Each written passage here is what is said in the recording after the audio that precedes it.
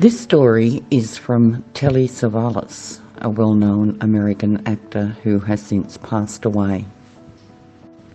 A few years before Telly Savalas died, he told his ghost story to an Australian television series which featured ghost stories and stories of the unexplained. This television series aired from the early 1990s to the mid-1990s.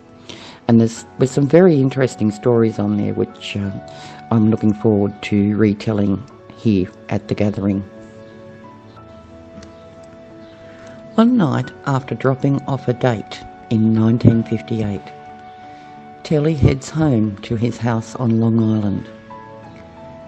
He runs out of gas. He takes his gas can from his car and goes to a place called the White Castle, an original fast food place, to ask where an all-night gas station is. He is told he has to walk through the woods. So he does. As he emerges on the other side, a man out of nowhere. "I'll give you a ride."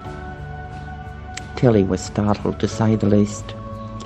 It is a man in a car wearing an all-white suit with a super high-pitched voice. Telly readily agrees, so they take off towards the gas station.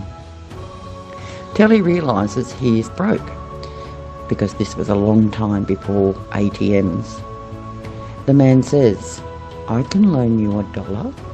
In those days, $1 was worth about $15 to $20 in today's money. Telly thanks him and says, "Give me your address so I can mail you $5. So, while Telly is filling up his gas can, the man writes down his name, address and telephone number on a piece of paper and gives it to Telly. The man drives Telly back to his car. He puts the gas in, but they have to push Telly's car to get it started. He then drives off, thinking he is definitely going to send the man $5. The next day he takes the paper and calls the number,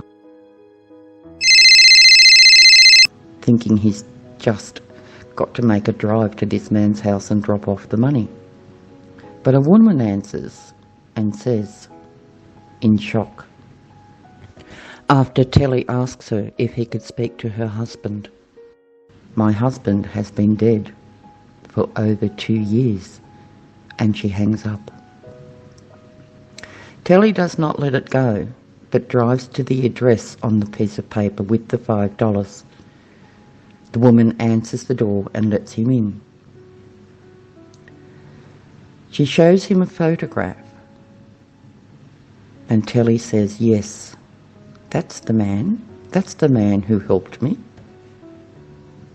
It turns out, over 2 years before, that the man had killed himself, shot himself in the throat, which would explain the high-pitched voice. Telly said, "Did your husband have a high-pitched voice?" The woman responded, "No, he had a very deep, low-pitched voice." Telly could not understand why this happened to him. He was not a religious man. He enjoyed women and booze and the good life. He could not think of a reason why this had happened to him. Why would a dead man appear, driving a real car, loaning him a real $1, and helping him like that? He never understood it. Telly was certainly not a religious man, and this was a definite head-scratching moment for him.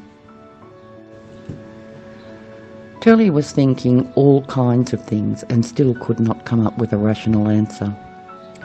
Perhaps, he thought, the ghost appeared not for the sake of Telly himself, but for the sake of his wife. Perhaps she was considering suicide herself. We don't know. Telly confirmed to the wife that the man was, and still is, existing in another form.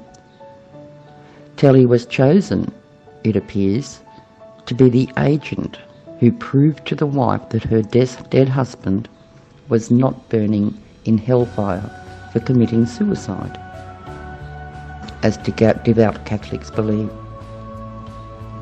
but was rather out helping people. Perhaps that is why Telly had this happen to him.